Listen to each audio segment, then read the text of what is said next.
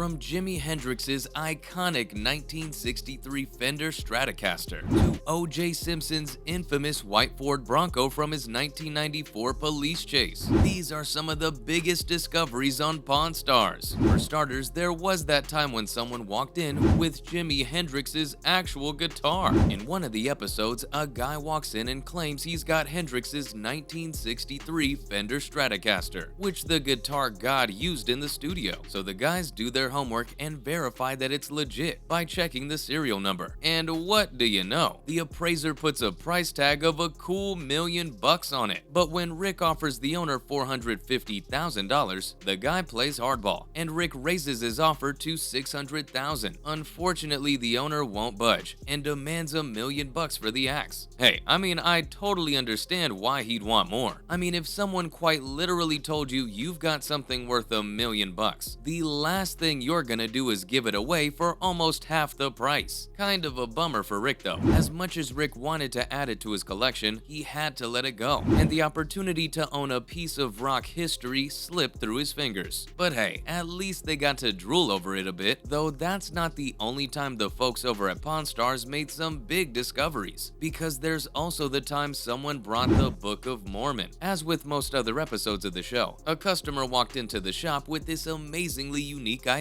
So, what's the deal with the book, you may wonder? Well, turns out it belonged to the founder of the Mormon religion, Joseph Smith, making it a one-of-a-kind and of extreme religious importance. The book was published in 1830, and this specific copy was printed in 1842, which was the last edition published before Smith's death. As Rick and his team examined the book, they were blown away by its historical significance and literary value. The appraiser, Rebecca Romney of Bauman Rare Books, confirmed that this book wasn't only a super important religious manuscript, but also one of the most valuable pieces of American literature. She valued the book at a whopping $40,000, making it the most valuable book that she had ever appraised. Adam, the owner of the book, was originally asking for $25,000, but was willing to settle for $24,000. Rick, being the shrewd businessman that he is, offered Adam $20,000, but they eventually agreed on $24,000. I've gotta say, it really must have been an amazing payday for Adam. Imagine finding some random book in your basement and then being told it's worth tens of thousands of dollars. But of course, that's a pretty common sight on Pawn Stars. Like, can you imagine a guy who brought in George Washington's suit in one of the episodes? Yeah, you heard that right. Like an actual suit that was worn by the first US president. The suit is made of silk and was originally pink in color, which back in the day was a sign of prestige and success. But time had washed out all the dye and left it with a pale, almost white color. Now, you know a suit worn by George Washington is going to be worth a pretty penny, and this seller was asking for a whopping $3,000,000. That's right, you could buy a small island for that much money. The appraiser valued the suit at $2.5 million, but Rick wasn't willing to pay that much.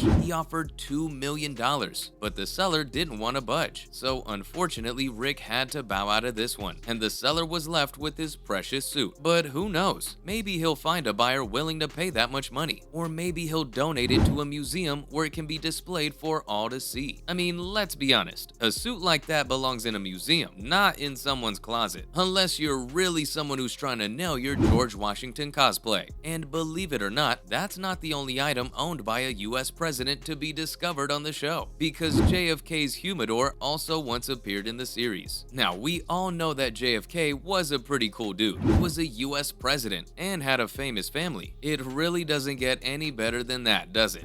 The whole assassination stuff aside anyway. But anyway, what you may not have known about him is that he was a bit of a cigar aficionado, and that's where this humidor comes in. It was given to JFK as a birthday present in 1962, just a year and a half before his tragic death. Inside the humidor were 8 individually wrapped cigars, which were still in great condition after all these years. And if that's not enough to get you excited, the seller even had an official document written by JFK's secretary to prove the authenticity of the item. Now, you might be wondering how much this amazing piece of history is worth. Well, the seller was asking for a relatively low price of $95,000, which honestly seems like a bargain for something so personal and important. But Rick cannot help but chase a bargain and managed to negotiate the price down to $60,000. Honestly, as someone who's a huge history buff, I can't help but feel a little disappointed that Rick didn't offer more for such an incredible piece. But hey, that's just how the game works sometimes. Though Rick doesn't always manage to get away with giving such small amounts for things with such historical value. Just take a look at the time someone brought in the Beatles' original contract. This contract is a big deal, folks. It's like finding the golden ticket in a chocolate bar. The seller knew what they had when they walked into the shop, calling it the holy grail of rock and roll. And they weren't wrong. The contract was signed in 1962, when the Beatles were just starting to make a name for themselves, and it gave their manager Brian Epstein 25% of all their royalties. That's a lot of moolah. Epstein was a huge influence on the Beatles, helping to shape their image and skyrocketing them to fame. He was even referred to as the fifth Beatle before he passed away in 1967. The contract was a testament to their partnership and the start of something great. But let's get down to the nitty-gritty. The seller was asking for a cool $1 million for this piece of history, but it was professionally valued at $500,000. Rick wasn't about to let this opportunity slip through his fingers though. He offered $350,000, which was less than what the seller wanted, but still a pretty penny. Unfortunately, the seller didn't bite and had to walk away empty-handed. It really goes to show that Rick doesn't always manage to smooth talk his way into a great deal. But hey, at least it means that the contract is still out there, waiting to be bought by a fan that can offer the owner its real worth. Though some items are just too good to pass up, even for Rick, like the 1961 Fender Stratocaster, which belonged to Vic Flick. He's a studio musician whose name might not ring a bell, but whose guitar riffs definitely do. Vic played with some of the biggest names in music, from Nancy Sinatra to Tom Jones. That said, his claim to fame is his iconic guitar riff on the original James Bond theme song. What makes this discovery even cooler is the fact that Vic was the one who wanted to sell the guitar himself. It was valued at a whopping $70,000 by the appraiser. But that's not all. According to the expert, this specific guitar can be heard on numerous popular songs from the 60s and 70s. Now, I know what you're thinking. How much did Vic actually get for his prized possession? Well, after some intense negotiation, he walked away with $55,000. And what did he plan to do to celebrate? Well, he and his wife were going to pop out for a beer or two. But hey, he got a pretty hefty chunk of money, so can you really blame him? Now, there was one discovery on the show which was downright controversial, and that is O.J. Simpson's infamous white Ford Bronco. And yes, this is the exact car Simpson rode in during the infamous low-speed chase with police on June 17, 1994. You know, the one that caused a media frenzy and captivated the entire nation? The seller just so happened to be O.J.'s former agent, which explains how he ended up with the vehicle. He claimed that he turned down a $500,000 offer for the Bronco in the past, and was now asking for a whopping $1.3 million.